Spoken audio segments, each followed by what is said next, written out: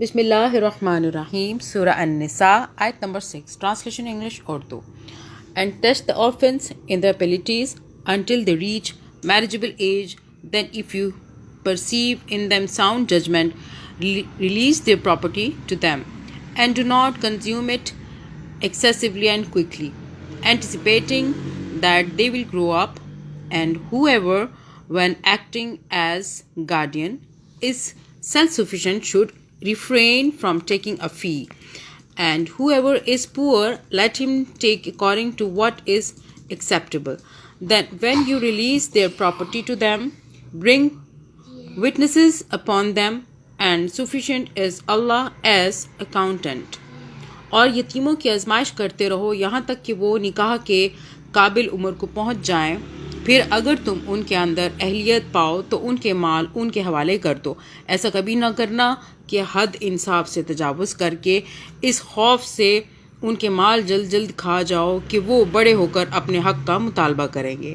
یتیم کا جو سرپرست مالدار ہو وہ پرہیزگاری سے کام لے، اور جو غریب ہو وہ معروف طریقے سے کھائے. پھر جب ان کے مال ان کے حوالے کرنے لگو تو لوگوں کو اس پر گواہ بنا لو، اور حساب لینے کے لیے اللہ کافی ہے. یعنی جب وہ سن بلوغ کے قریب پہنچ رہے ہوں تو دیکھتے رہو کہ ان کا عقلی نشوونما کیسا ہے، اور ان میں اپنے معاملات کو خود اپنی ذمہ داری پر چلانے کی صلاحیت کس حد تک پیدا ہو رہی ہے. مال ان کے حوالے کرنے کے لیے 2 شرطیں عائد کی گئی ہیں: ایک بلوغ، دوسرے رشد یعنی مال کے صحیح استعمال کی اہلیت.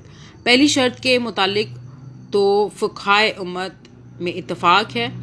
دوسری شرط کے بارے میں امام ابو حنیفہ رحمۃ اللہ کی رائے یہ ہے کہ اگر سن بلوغ کو پہنچنے پر یتیم میں رشد نہ پایا جائے تو ولی یتیم کو زیادہ سے زیادہ 7 سال اور انتظام کرنا چاہیے. پھر خواہ رشد پایا جائے یا نہ پایا جائے اس کا مال اس کے حوالے کر دینا چاہیے. اور امام ابو یوسف، امام محمد اور امام شافعی رحمۃ اللہ کی رائے یہ ہے کہ مال حوالے کیے جانے کے لیے بہرحال رشد کا پایا جانا ناگزیر ہے.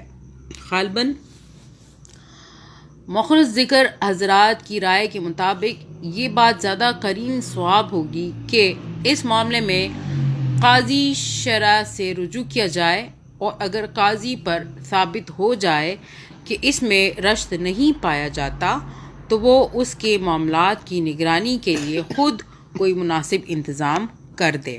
یعنی اپنا حق الخدمت اس حد تک لے کہ ہر غیر جانبدار معقول آدمی اس کو مناسب تسلیم کرے. نیز یہ کہ جو کچھ بھی حق الخدمت وہ لے چوری چھپے نہ لے بلکہ علانیہ متعین کر کے لے اور اس کا حساب رکھے.